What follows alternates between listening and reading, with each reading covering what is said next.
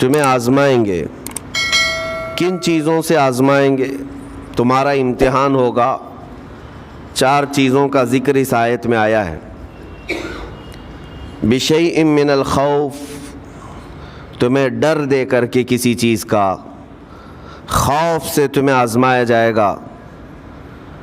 والجوع، اور بھوک کے ذریعے سے آزمایا جائے گا۔ ونقص من الاموال، اور مال کی کمی کے ذریعے سے تمہیں آزمایا جائے گا۔ مال گھٹ جائے گا، فاقہ ہوگا، اس طرح سے تمہیں آزمایا جائے گا۔ والانفس والثمرات، اور کچھ جانوں کے ذریعے سے تمہاری آزمائش ہوگی۔ جانوں سے مراد کیا ہے؟ کسی عزیز کی جان چلی جائے گی تمہارے آنکھوں کے سامنے، تمہارے گھر والوں کی موت تمہارے لیے بڑی آزمائش ہے، تمہارے لیے ایک بڑا امتحان ہے۔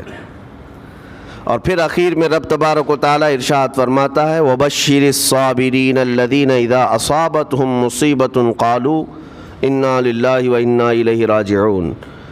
اے رسول ان لوگوں کو بشارت دے دیں۔ کن لوگوں کو؟ ان لوگوں کو بشارت دے دیں جن کے پاس مصیبت آتی ہے تو یوں کہتے ہیں ہم اللہ ہی کے ہیں اور اللہ ہی کی طرف لوٹنے والے ہیں۔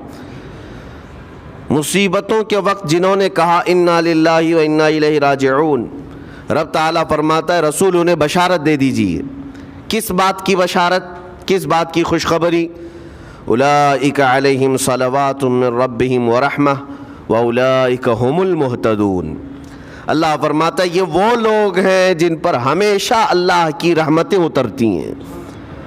جنہوں نے انا للہ و انا الیہ راجعون کہا، یہ وہ لوگ ہیں جن پر اللہ تبارک و تعالیٰ کی طرف سے ہر وقت رحمتیں اترتی ہیں، اور یہی لوگ ہدایت پائے ہوئے ہیں، یہی لوگ ہدایت والے لوگ ہیں۔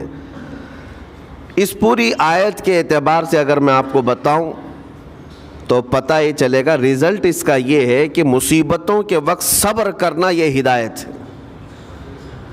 ہدایت، اگر آپ ہدایت پر ہیں یا نہیں یہ دیکھنے کے لیے مصیبتوں کے وقت ہی آپ کو دیکھا جائے گا۔ گھر میں کسی کا انتقال ہو جائے اور پھر دیکھا جائے گا کہ تمہاری زبان سے الفاظ کیا کیا نکلتے ہیں، تم شکایتیں کن کن باتوں کی کرتے ہو، پھر دیکھا جائے گا ہدایت پر ہو یا گمراہ ہو۔ ایک روایت میں یہ بھی ہے کہ جب کسی کے بچے کا یا کسی کے بھائی کا یا باپ کا انتقال ہوتا ہے گھر میں، تو جنازہ اٹھانے سے پہلے ہی وہاں ایک فرشتہ آتا ہے۔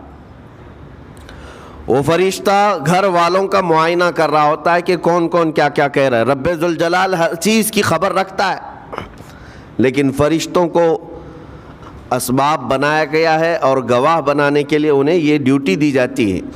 ہر ایک کی زبان سے نکلے ہوئے الفاظ وہ سنتا ہے اور جا کر کے رب تعالیٰ کی بارگاہ میں عرض کرتا ہے۔ اللہ تعالیٰ پوچھتا ہے کہ میں نے فلاں کے گھر سے ایک جان لے لی، ان کا عزیز بیٹا چلا گیا، بھائی چلا گیا، ماں چلی گئی، وہ لوگ میرے بارے میں کیا کہہ رہے تھے؟ فرشتہ کہتا ہے اے رب ذوالجلال، ان لوگوں کے زبان پر شکر کے الفاظ تھے، وَإِنَّا لِلَّهِ وَإِنَّا إِلَيْهِ راجعون کہہ رہے تھے، اور وہ صبر کر رہے تھے۔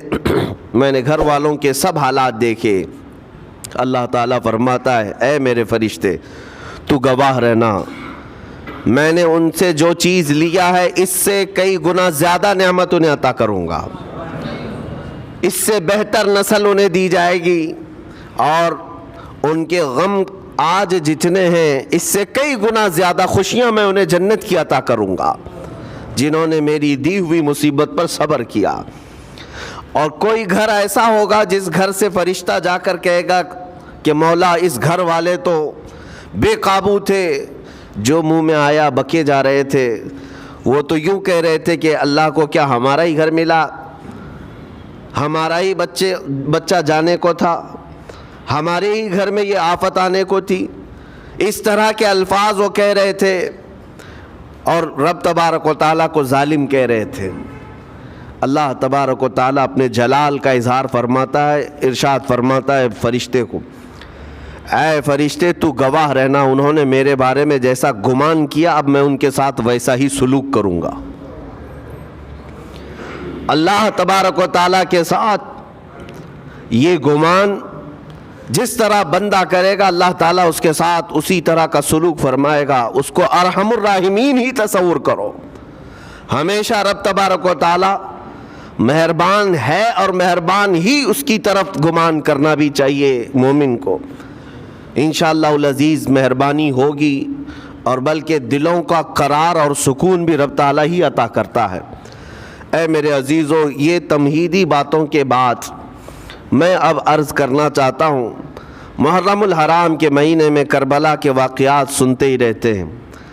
میرے عزیزو، ہم بچپن سے لے کر اب تک ہر سال کربلا میں ہونے والے عظیم حادثے کو سنتے بھی آ رہے ہیں۔ 14 صدیوں گزر جانے کے بعد بھی اس واقعے کو یاد کرتے ہیں تو آنکھیں بھیگ جاتی ہیں۔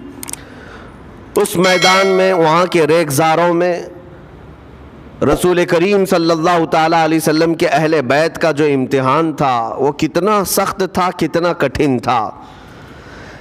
کسی ایک کے ساتھ کوئی معاملہ ہو جائے تو سمجھ میں آئے، امام عالی مقام سید الشہداء امام حسین رضی اللہ تعالیٰ عنہ کو کتنا بڑا امتحان دینا پڑا ہوگا۔ ایک نہیں، اپنے خاندان کی 29 لاشیں انہوں نے اٹھائی ایک دن کے اندر، اپنے خاندان کی۔ پھر دوسرے ان کے اصحاب اور رسول اللہ کے صحابہ بھی اس میں موجود ہیں، اور دوسروں کے بچے بھی اس میں موجود ہیں۔ کل ملا کر 72 لوگوں کی وہاں پر جانیں گئی ہیں، شہادت کا جام انہوں نے نوش کیا ہے، لیکن ہر گھڑی امام حسین ہر موت کو دیکھتے رہے۔ آج کبھی تصور کرنا، ہمارے گھر میں کسی ایک فرد کا انتقال ہو جائے تو گھر پورا عجیب سا ہو جاتا ہے، پورے گھر کا سکون غارت ختم ہو جاتا ہے۔ ہم میں سے کوئی کھانا پینا نہیں چاہتا، ہمارے باپ کا انتقال ہو یا بیٹے کا انتقال ہو یا بھائی یا ماں کا انتقال ہو۔ لیکن امام حسین کی وہ بات مجھے یاد آتی ہے جب اپنے جوان بیٹے علی اکبر کی لاش پر گھوڑے دوڑتے ہوئے بھی دیکھ رہے تھے۔ اپنے سگے بھتیجے امام قاسم کا سر الگ کر دیا تھا یزیدیوں نے، اور اس سر کو اپنی گود میں رکھ کر کے بیٹھے ہوئے تھے۔ اپنے سگے بھائی حضرت عباس علمبردار کے، ان کے آنکھوں کے سامنے دونوں ہاتھ کاٹے گئے تھے، اور حضرت عباس کے سینے میں نیزہ مار کر کے انہیں گرایا گیا تھا۔ اتنا ہی نہیں میرے عزیزو، امام حسین اس خونی منظر کو اپنی آنکھوں سے دیکھیں جب 6 ماہ کے علی اصغر کو لے کر پانی طلب کرنے گئے تھے تو یزیدیوں نے گلے پر تیر ایسا لگایا تھا کہ خون کا فوارہ مولا حسین کے چہرے پر آ کر لگ گیا۔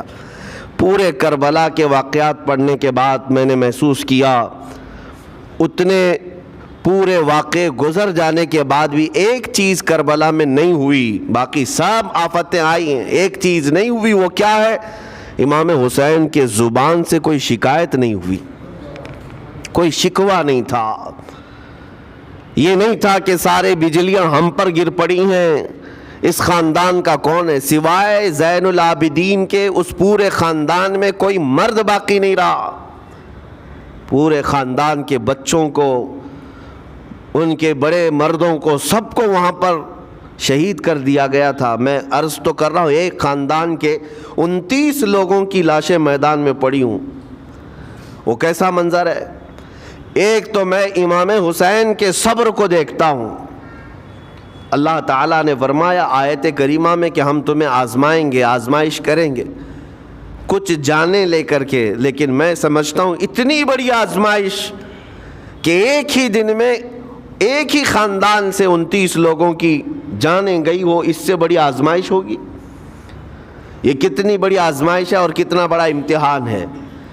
اب یہ بھی میں آپ کو بتا دوں کہ کس کے ساتھ کیسی آزمائش ہوتی ہے، کس کے ساتھ کیسا امتحان ہوتا ہے۔ آپ کو سردی بخار دے کر کے آزمایا جاتا ہے، کسی اور کو کچھ اور بیماریاں دے کر، یا کسی اور کو کسی اور مصیبت کے ذریعے سے۔ لیکن یہ آزمائش کی جو کیٹیگری ہے وہ کیسے طے ہوتی ہے پتہ ہوں؟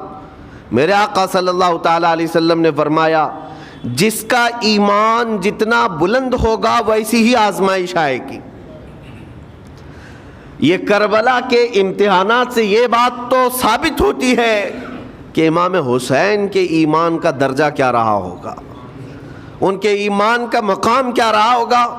اس ایمان کی بلندی کے اعتبار سے ان پر آزمائش آئی۔ اسی لیے تو بزرگوں نے فرمایا کہ ہم میں سے کوئی بھی امام حسین کے صبر کو نہیں پہنچ سکتا۔ استقامت اور صبر یہ دو چیزیں ایسی ہیں، اچھے اچھے لوگوں کے پیر ڈگمگا جاتے ہیں۔ استقامت کا مطلب ہے ڈٹے ہوئے رہنا حق پر، اور یہ سب کو نہیں مل پاتا، یہ خصوصیت سب کو حاصل نہیں ہوتی۔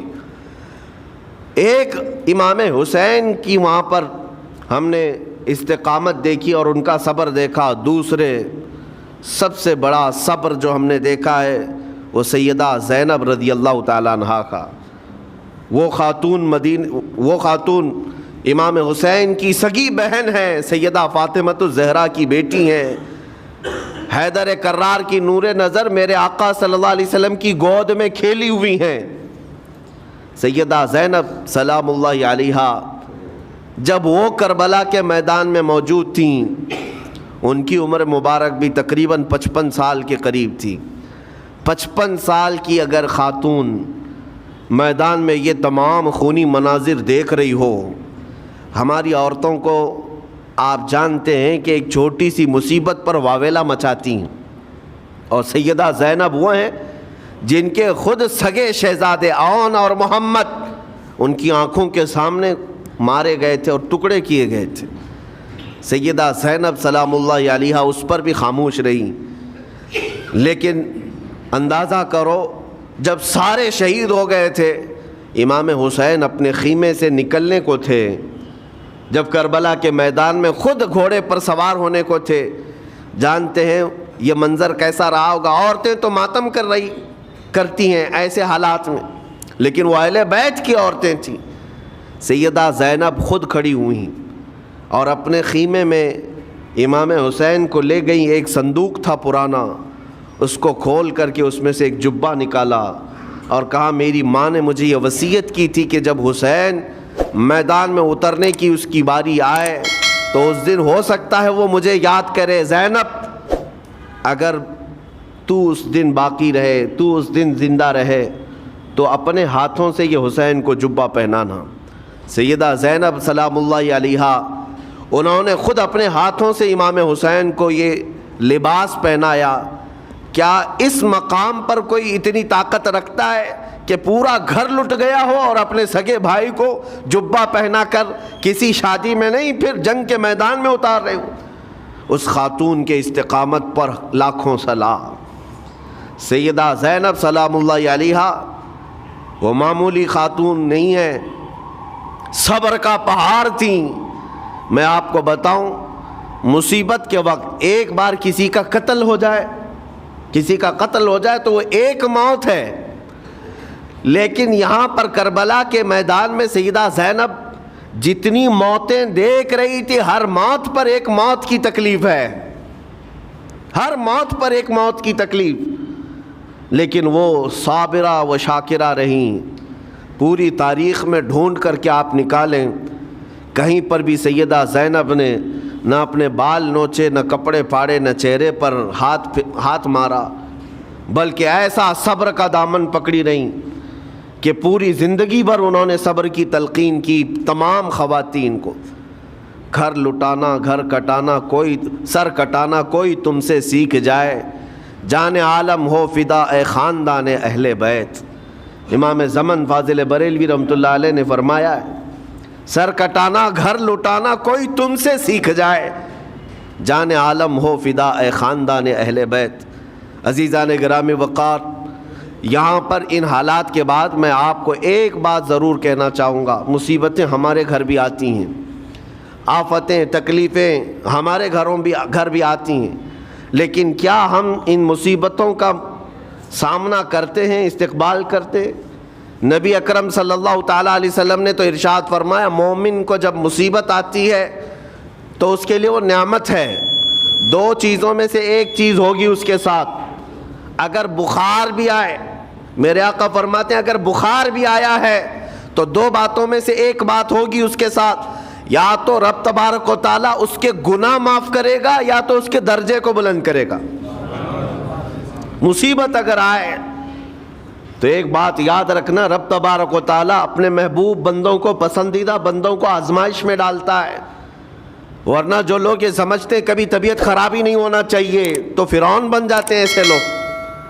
فرعون کو 90 سال تک نہ کبھی سردی آئی نہ بخار، کبھی کوئی بیماری نہیں، اور جب بندہ کبھی بیمار نہیں ہوتا تو اپنے آپ کو خدا تصور کرنے لگ جاتا ہے، میں تو دنیا کا سب سے مضبوط آدمی ہوں، مجھے کچھ نہیں ہوتا۔ لیکن مصیبتیں دے کر کے رب تبارک و تعالیٰ تمہیں تمہاری حقیقت بھی بتاتا ہے، اور انسان کو انسان کی لمٹ میں رہنا سکھایا جاتا ہے۔ تمہاری حیثیت صرف اتنی ہے کہ اگر نس رک گئی، دل کی دھڑکنیں ایک آن کے لیے اگر رک گئی تو سب ختم ہے۔ اس لیے تمہیں رب تبارک و تعالیٰ کے حضور جانا ہی ہے تو صبر بھی سیکھو اور شکر بھی سیکھو۔ آج مصیبتیں اور آفتیں آتی ہیں تو واویلا کرنے والوں کے لیے میرا میسج ہے، اللہ تبارک و تعالیٰ تمہاری ہر بات کو دیکھ رہا ہے۔ تمہارے چیخنے سے، چلانے سے، تمہاری شکایت کرنے سے گئے ہوئے آدمی کی جان واپس تو نہیں آنی ہے۔ تمہارا عزیز ترین بھائی مر گیا، تم جس سے سب سے زیادہ پیار کرتے تھے وہ بیٹا انتقال کر گیا، مجھے بتاؤ تم 10 لوگوں میں چیخو گے، چلاؤ گے، رب تعالیٰ کے حضور بری بری باتیں بھی کرو گے تو کیا وہ گئی ہوئی جان واپس آ سکتی ہے؟ میرے عزیزو، یہ وہ حکومت نہیں ہے کہ تمہارا احتجاج کرنے پر قانون واپس لے لیا جائے۔ تمہارے سب مل کر کے پروٹیسٹ کرنے سے حکومتیں اپنے فیصلے واپس لے سکتی ہیں، لیکن وہ رب ذوالجلال شہنشاہ اعظم کا قانون ہے۔ وہاں نبیوں کی بھی جو روح لی گئی، وہاں پر اللہ تبارک و تعالیٰ نے اپنے محبوب نبیوں کی بھی روح کو قبض کرنے کا حکم دیا، تو کیا سب کے غم منانے سے وہ روحیں واپس کرنے کا فیصلہ کیا گیا ہے؟ نہیں میرے عزیزو، اس عالم میں، اس کائنات میں پھر کوئی ہمارے رونے چیخنے چلانے سے واپس نہیں آتا۔ ہاں غم کرنا اپنی جگہ پر ہے، لیکن غم کا شرعی طریقہ کیا ہے؟ میرے آقا صلی اللہ تعالیٰ علیہ وسلم نے بھی غم فرمایا۔ آپ کے عزیز بیٹے سیدنا ابراہیم جب انتقال کر گئے، میرے آقا کی آنکھوں میں آنسو تھے۔ حضور پاک صلی اللہ تعالیٰ علیہ وسلم کی آنکھوں کے سامنے سیدہ خدیجۃ الکبریٰ کا انتقال ہوا، حضور غمگین تھے۔ لیکن غم کا مطلب کبھی یہ نہیں ہوتا کہ اللہ کی بارگاہ میں شکایت کریں، تو نے میرے ساتھ ایسا کیوں کیا؟ یعنی تم حکم دو گے، رب تبارک و تعالیٰ کو تم مشورہ دو گے کہ کس کے ساتھ کیا کرنا ہے۔ اس لیے ان مواقع پر ہم سب کی آزمائش ہے، ہمارا امتحان ہے۔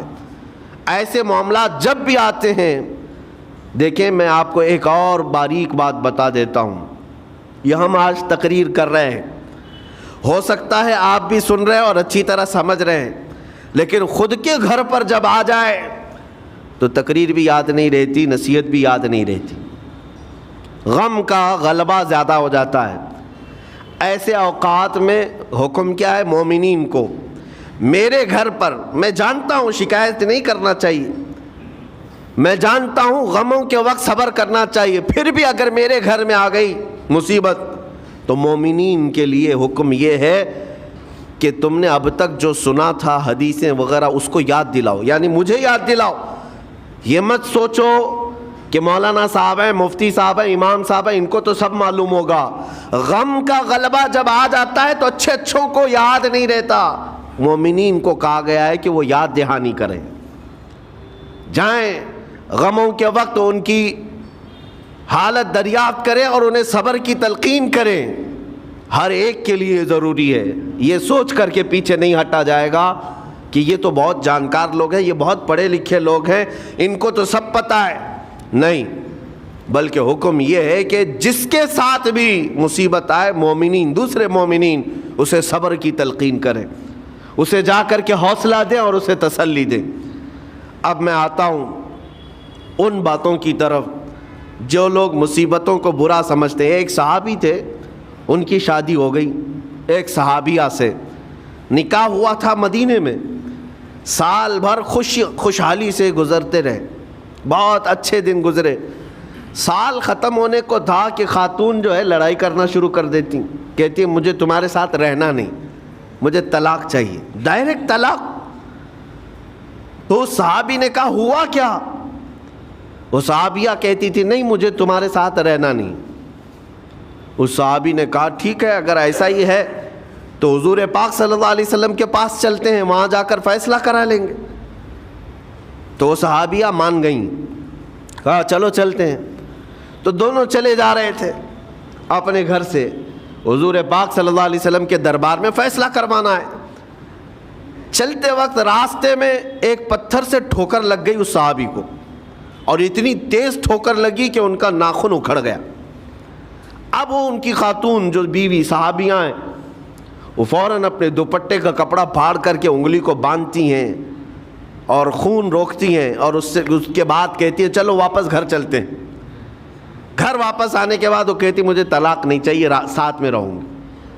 کہا عورتوں کا موڈ، عورتوں کا اس طرح کا فیصلہ، کیا بات ہے؟ وہ صحابیہ کہتی ہے میں نے سنا ہے کہ جب کبھی کوئی بندہ بیمار نہیں ہوتا تو اللہ اسے پسند نہیں کرتا۔ میں نے جب سے تم سے شادی کی ہے، سال بھر ہو گئے، ایک بار بھی تم کو بیمار ہوتے نہیں دیکھا۔ مجھے ایسا لگنے لگا کہ کہیں تم اللہ کے ناپسندیدہ بندے تو نہیں ہو، اس لیے میں تمہارے ساتھ نہیں رہنا چاہتی تھی۔ اب جب راستے میں ٹھوکر لگ کر ناخن اکھڑ گیا تو مجھے احساس ہوا کہ اللہ تجھے بھی پسند کرتا، میں تیرے ساتھ رہنے کو تیار ہوں۔ وہ صحابیہ تھیں۔ میرے عزیزو، اس کا مطلب یہ نہیں کہ ہم آپس میں ایک دوسرے کے بیمار ہونے کی انتظار میں رہیں۔ شوہر یہ سوچے کہ میری بیوی بیمار کیوں نہیں ہوتی، اور بیوی یہ سوچتی رہے کہ میرا شوہر بیمار کب ہوگا۔ وہ توکل کا اعلیٰ درجہ ہے۔ انتظار اور تمنا مت کرو بیمار ہونے کا، بلکہ بیماری آ جائے تو اللہ کا شکر ادا کرو، آ جائے تو صبر کرو۔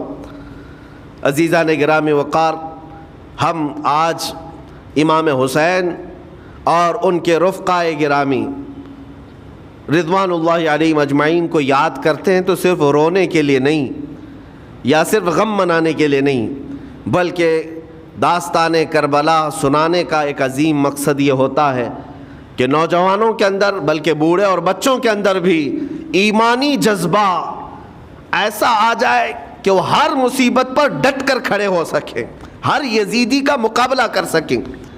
ایک تو اس کا میسج یہ ہے، اور دوسرا میسج یہ ہے کہ چاہے جیسی بھی مصیبتیں آئیں، ایمان کے ساتھ رہنا ہے، صبر اور شکر کو ہرگز نہیں چھوڑنا ہے۔ مصیبتیں ہمارے پاس اب اتنی بڑی تو نہیں آتی کہ ایک خاندان کے ہی اتنے لوگوں کو کاٹ دیا جائے، ایسی مصیبتیں تو نہیں آئی۔ اب جو کچھ بھی آتی ہیں ہمارے ساتھ، وہ مال کی کمی کی، کبھی دکان میں دھندا نہیں چلتا، کبھی بچے کسی کو نہیں ہو رہے ہیں، یا پھر گھر میں کوئی بیمار ہے، کوئی مستقل بیماری آ گئی ہے، یہی تو مصیبتیں ہیں۔ مومن کے لیے یہ قید خانہ ہے، زیادہ آسائش اور آرام کی فکر نہ کرو۔ یہ دنیا مومن کے لیے قید خانہ ہے۔ اسی لیے شاعر نے کیا خوب کہا، جب کسی کا انتقال ہوتا ہے، ایک سچے مومن کا انتقال ہوتا ہے، تو لوگ کہتے فلاں مر گیا، فلاں مر گیا۔ تو ایک شاعر نے بہت اچھے انداز سے کہا ہے کہ کون کہتا ہے کہ مومن مر گیا؟ جو سچا مومن ہے اس کے لیے کہہ رہا ہوں۔ وہ شاعر نے کہا کون کہتا ہے کہ مومن مر گیا؟ قید سے چھوٹا وہ اپنے گھر گیا۔ حقیقت تو یہ، قید سے چھوٹا وہ اپنے گھر گیا۔ یہاں دنیا میں زیادہ آسائش، زیادہ آرام کی طلب انسان کو مغرور بنا دیتی ہے، تکبر والا بنا دیتی ہے، گھمنڈی بنا دیتی ہے۔ اور اللہ تبارک و تعالیٰ کی بارگاہ میں ہمیشہ سر بسجود رہنے والا وہ بندہ ہے جو مصیبتوں میں گھرا رہتا ہے۔ کچھ نہ کچھ مصیبتیں ایسی ہیں جو تمہیں مسجد تک لاتی ہیں، قرآن تک لاتی ہیں، تسبیح تک لاتی ہیں، اور کوئی مصیبت نہ ہو، کوئی تکلیف نہ ہو تو پھر جلدی بندہ اللہ کو بھی یاد نہیں کرتا۔ اسی لیے رب تبارک و تعالیٰ کی بارگاہ میں کچھ فرشتے ایسے ہیں، جب تم رو رو کر کے دعائیں کرتے ہو، پھر یہ کہتے ہو میری دعا ہی نہیں قبول ہوتی، مولانا آپ کیجئے، میں تو کب سے کی دعا مانگ رہا ہوں، میری تو دعا ہوتی ہی نہیں، اور آپ کہتے ہیں اللہ تعالیٰ بہت جلدی دعا قبول کرتا ہے۔ یہ نا امیدی تمہاری اللہ تعالیٰ کی ذات سے ہرگز جائز نہیں۔ لیکن میں وجہ بھی بتا دیتا ہوں، کچھ فرشتے ایسے ہیں جو تمہاری دعائیں سن سن کر کے اللہ سے کہتے مولا یہ بندہ کتنا مانگ رہا ہے، تو قبول کیوں نہیں کرتا؟ رب تبارک و تعالیٰ یہ جو مانگ رہا ہے اسے دے کیوں نہیں دیتا؟ رب تعالیٰ فرماتا ہے فرشتوں میں بھی سن رہا ہوں اس کے مانگنے کو، اس کی دعاؤں کو، اگر میں ابھی اس کو دے دوں تو وہ مانگنا بند کر دے گا، اور اس کا مانگنا مجھے اچھا لگتا ہے، جب تک وہ مانگتا رہے گا میں اسے پسند کرتا رہوں گا۔ ایک وجہ یہ بھی ہوتی ہے تم مایوس ہو کر کے چھوڑ دیتے ہو کہ اب کیا دعا کرنا، اتنے دنوں سے کر ہی رہا تھا، کچھ نہیں ہوتا۔ اگر تمہاری دعاؤں کا اثر جلدی نظر نہیں آتا تو رحمان تمہاری دعائیں سن رہا ہے اور وہ تمہاری دعائیں پسند بھی کر رہا ہے۔ میرے عزیزو، یہ تمام حالات میں آپ اللہ تبارک و تعالیٰ کی بارگاہ میں کثرت سے دعا ہی کریں اور مانگا ہی کریں جب مصیبتیں آئیں۔ آج کے حالات بھی ہماری آزمائش کے حالات ہیں۔ آج کا جو دور ہے وہ بھی ایک یزیدی دور ہے۔ یہاں پر جگہ جگہ جو مسلمانوں کے ساتھ حالات ہیں یہ ہمارے لیے آزمائش کا دور ہے، بہت بڑا امتحان چل رہا ہے۔ ان حالات میں مسلمانوں کو چاہیے وہ اپنے ایمان کے ساتھ ڈٹے رہیں، استقامت۔ مولا حسین کے سبق کو پڑھیں، اس وقت تو ان کی گردنوں پر تلواریں تھیں، ان کے بچوں کے سینے چھدے ہوئے تھے تیروں سے، لیکن وہ ڈٹے ہوئے تھے میرے مصطفیٰ کی شریعت پر۔ آج ابھی تمہارے سینوں پر بندوق کی گولیاں نہیں لگائی گئیں، ابھی تمہارے اوپر اتنی بڑی مصیبتیں نہیں آئیں، لیکن میں پھر بھی دیکھتا ہوں نوجوانوں کو کہ کوئی مصیبت نہ آنے کے باوجود بھی تم اسلام کے ساتھ کھلواڑ کر رہے ہو۔ میرے آقا کی سنتوں کو پیٹھ پیچھے پھینک کر کے تم تو بازاروں کی زینت بننا پسند کرتے ہو۔ اکثر لوگوں کو ہم نے دیکھا آج مجرے کرنے والوں کی کثرت یہ ہمارے نوجوان بچوں کی ہے۔ یہ اپنے جسموں کی نمائش کرنا اس کو فیشن سمجھتے نہیں۔ میرے عزیزو، امت مصطفیٰ اور وہ بھی امام حسن اور امام حسین کے غلام اس مردار دنیا پر کبھی بھی اپنی حکومت نہیں چاہتے، اس مردار دنیا کے وہ کبھی خواہش مند نہیں ہوتے۔ لیکن جن نوجوانوں کو آج ہم ان خواہشات کی پیروی کرتے ہوئے دیکھ رہے، افسوس ہوتا ہے، افسوس ہوتا ہے۔ آج کے حالات میں تم بھی سنبھل جاؤ، کیونکہ ایک بہت بڑی جنریشن تمہارے پیچھے ہے اور وہ تمہیں دیکھ کر کے نقل کرے گی۔ اگر آج تمہارا راستہ بگڑ گیا تو یہ جو چھوٹے بچے ہیں وہ بگڑے ہوئے راستے کو ہی اسلام سمجھنے لگ جائیں گے، وہ اسی بگڑے ہوئے راستے کو ہی صحیح راستہ سمجھ بیٹھیں گے۔ اسی لیے آج نوجوانوں کی کثرت میرے آقا صلی اللہ تعالیٰ علیہ وسلم کے عاشقوں کی ہونا چاہیے، اور ان سخت ترین حالات کا مقابلہ باڈی بلڈر نہیں کر سکتا۔ میں آپ کو بتا دوں، ان ظالم یزیدیوں کا مقابلہ کاجو بادام کھانے والا نہیں کر سکتا۔ ہاں، ان حالات کا مقابلہ کرنے کے لیے جسمانی طاقت کی ضرورت نہیں، ان بڑے سے بڑے سخت ترین حالات کا مقابلہ وہ نوجوان کر سکتا ہے جس کے سینے میں عشق مصطفیٰ ہو، مولا حسین کے نقش قدم پر چلنے کا عزم رکھتا ہو، پھر چاہے وہ لاغر ہی کیوں نہ ہو، نحیف و ناتما ہی کیوں نہ ہو، کمزور ہی کیوں نہ ہو۔ لیکن ہم نے دیکھا ہے تاریخ میں کمزور بھی ہے، اگر جسمانی اعتبار سے عشق رسول کی دولت سینے پر رکھتا ہے تو دنیا میں وہ کھلبلی مچا دیتا ہے، اور کفار و مشرکین کے خیموں میں اس کی ہیبت طاری رہتی۔ ہم نے اور تاریخ پڑھی ہے۔ آخری بات عرض کرتا ہوں، امام اہل سنت فاضل بریلوی امام احمد رضا خان نور اللہ مرقدہ، اعلیٰ حضرت کو کون نہیں جانتا آج کے زمانے میں؟ ذرا ان کی سیرت اٹھا کر کے پڑھنا اور پھر یہ بھی دیکھنا کہ جسمانی طاقت ان کی کیسی تھی، جسمانی ساخت کیا وہ چلتے تو لہیم شہیم تھے، اونچے چوڑے اور سینہ بھرا ہوا کہ لوگ صرف جسم کو دیکھ کر کے ڈر جائیں؟ نہیں، اعلیٰ حضرت فاضل بریلوی رضی اللہ تعالیٰ عنہ اس طرح جسمانی بہت اونچی چوڑی صلاحیت کے نہیں تھے، بلکہ بہت ہی ہلکا جسم رکھتے تھے، ہلکا جسم، دبلے پتلے تھے، لیکن جب اپنے حجرے میں بیٹھ کر کے قلم چلاتے تھے تو دنیا کے کونے کونوں میں ان کی گونج ہوتی تھی، اور بڑے بڑے قلعوں میں جو ہے زلزلہ آ جاتا تھا. اور سرکار غوث پاک رضی اللہ تعالیٰ عنہ کو کون نہیں جانتا.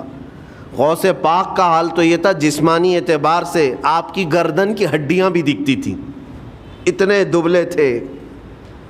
اور کثرت عبادت کی وجہ سے، کثرت مجاہدات کی وجہ سے آپ کا جسم بہت ہی کمزور تھا. بلکہ ایک وقت کا واقعہ بھی ہے کہ آپ چلتے چلتے غش کھا کر گر گئے، چکر آ کر گر گئے. جسمانی اعتبار سے اکثر تو آپ پتے کھا کر کے رہے، کھانا بھی نہیں کھایا 40 سال تک. تو جسمانی اعتبار سے کمزور ہونا کوئی معنی نہیں رکھتا. لیکن دنیا یہ بھی جانتی ہے گردن کی ہڈیاں ہی کیوں نہ دکھتی ہوں، ہاتھ و پیر کی ہڈیاں ہی کیوں نہ دکھتی ہوں غوث پاک کی، لیکن روحانی طاقت کا حال یہ ہے کہ کسی قبر کو ٹھوکر لگا دے تو مردہ زندہ ہو جائے. اس طاقت کو میں آج آپ کے سامنے کہنے کی بات کر رہا ہوں. عشق مصطفیٰ سینے میں ہو اور سچی عقیدت و محبت حسنین کریمین سے رکھتا ہو، اور پھر اپنے طریقے بدل لے تو بڑے جسم اور ڈیل ڈول بنانے کی ضرورت بھی نہیں آئے گی. مولا کریم تمہارا رعب خود ہی دشمنوں کے دلوں پر ڈالتا ہے. اللہ تبارک و تعالی ہم سب کو آئی ہوئی مصیبتوں کا ڈٹ کر مقابلہ کرنے کی توفیق عطا فرمائے، ہم سب کو استقامت عطا فرمائے اور صبر عطا فرمائے اور شکر عطا فرمائے، اور قیامت کے دن مولا تعالی ہم سب کو امام حسین کے ساتھ حشر عطا فرمائے. میرے آقا صلی اللہ تعالیٰ علیہ وسلم کے جھنڈے تلے ہم سب کو جمع فرمائے. ہمارے ان نوجوان بچوں کو جو راہ راست سے ہٹے، مولا حسین اعظم کے راستے پر ان کو چلنے کی توفیق عطا فرما. قیامت تک ہماری نسلوں کو مولا عاشقان مصطفیٰ میں پیدا فرما. ہماری اولاد کو بدعقیدہ گمراہ ہونے سے ہمیشہ محفوظ فرما. وآخر دعوانا ان الحمد للہ رب العالمین. سلام.